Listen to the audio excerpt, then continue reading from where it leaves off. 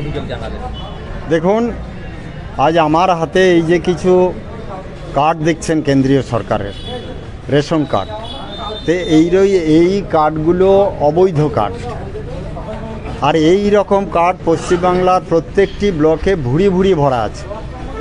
এখানে এই ভুয়ো কার্ডের ডিলার উপকৃত হচ্ছে, কিছু দালাল উপকৃত হচ্ছে এবং কেন্দ্রীয় সরকারের কাছে চিটিং করে এই কার্ডের বিনিময়ে যে খাদ্য সামগ্রী পাওয়া যায় সেগুলো নিচ্ছে।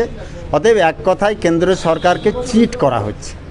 আর তার জন্যে এই প্রমাণ সহ আজকে আমরা মাননীয় এসডিও সাহেবকে একটি আমরা অভিযোগ করলাম যে অবিলম্বে এই ভুয়ো কার্ড কারা করলো, কিভাবে করলো। 2016 সালে এটা হয়েছে।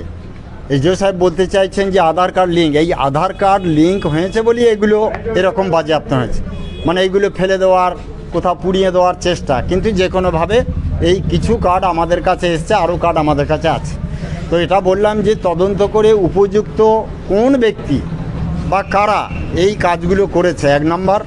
2 নম্বর, 16 সাল থেকে এই খাদ্য সামগ্রী কারা ভোগ করলো, কিভাবে ভোগ হলো, তার কারণ বাড়িয়ে সেই সব লোকগুলিকে চিহ্নিতকরণ করে সরকারি আইন অনুযায়ী ব্যবস্থা নিতে হবে, এই দাবি আমরা রেখে গেলাম।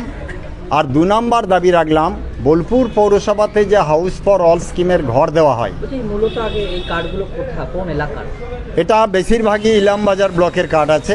এরকম ইলামবাজার নয়, এখানে যে বীরভূম জেলায় যে 19টি ব্লক আছে, 19টি ব্লকেই এবং 6টি পৌরসভাতেই এই রকমই কাজ কারবার আছে।